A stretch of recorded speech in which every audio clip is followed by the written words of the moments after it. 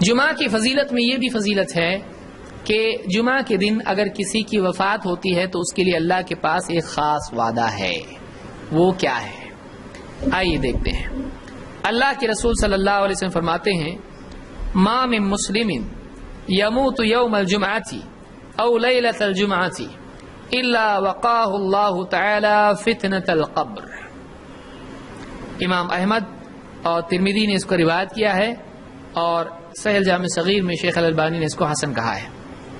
ما من مسلم یموت یوم الجمعہ او لیلۃ الجمعہ، جو بھی مسلمان جمعہ کے دن یا جمعہ کی رات میں مرتا ہے اس کی موت جمعہ کے دن یا جمعہ کی رات میں ہوتی ہے. یہ کب ہوتا ہے؟ اس کو اچھی طرح سے سمجھ لیں کہ جمعہ کا دن پہلے یا رات؟ پہلے تو دن کا نام آیا نا. جمعہ کا دن کون سا؟ جمعہ کی نماز جس میں پڑھی جاتی ہے وہ کیا ہے؟ جمعہ کا دن. اور جمعہ کی رات جمعہ کی نماز کے بعد آتی ہے یا پہلے؟ پہلے آتی ہے. جمعہ کی رات پہلے، ورنہ آدمی بولے گا سوچے گا کہ جمعہ کا دن جمعہ کی نماز پڑھ لی اس کے بعد آنے والی رات جمعہ کی ہے. نہیں، وہ سنیچر کی رات ہے. کیوں؟ اس لیے کہ دن بدلتا ہے کب؟ مغرب کے بعد. یہ بتائیے روزہ پہلے آتا ہے کہ تراویح؟ تراویح. اور تراویح رمضان میں پڑھی جاتی ہے یا رمضان سے پہلے؟ رمضان میں.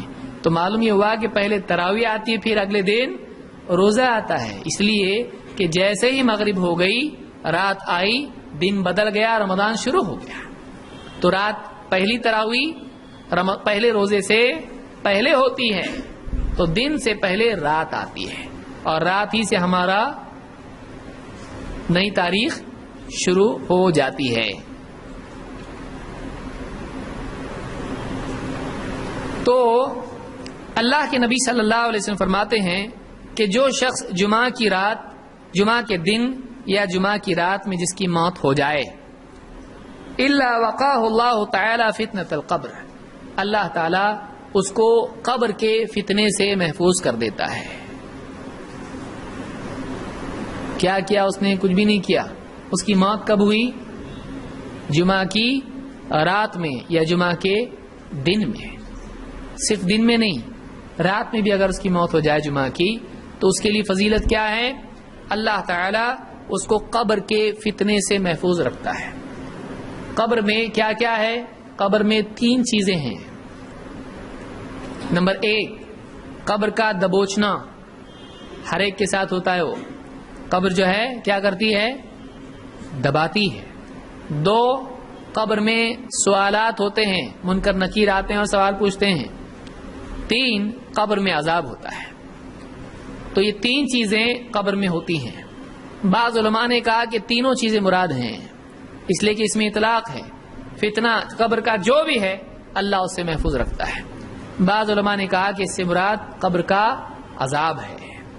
بعض علماء نے کیا کہا؟ قبر کا عذاب ہے. جو بھی ہو تینوں بھی کیا معاملات ہیں؟ خطرے سے خالی نہیں ہے. لہٰذا آدمی اگر تینوں میں سے کسی ایک سے بچے یا تینوں سے بچ جائے تو بھی اس کے لیے غنیمت ہے. تو جو آدمی جمعہ کے دن یا جمعہ کی رات میں اس کی موت ہوتی ہے اس کو اللہ تعالی قبر کے فتنے سے محفوظ رکھتا ہے. الا وقاه اللہ تعالی، اللہ بچا لیتا ہے اس کو قبر کے فتنے سے. تو یہ مسند احمد اور ترمذی کی روایت ہے.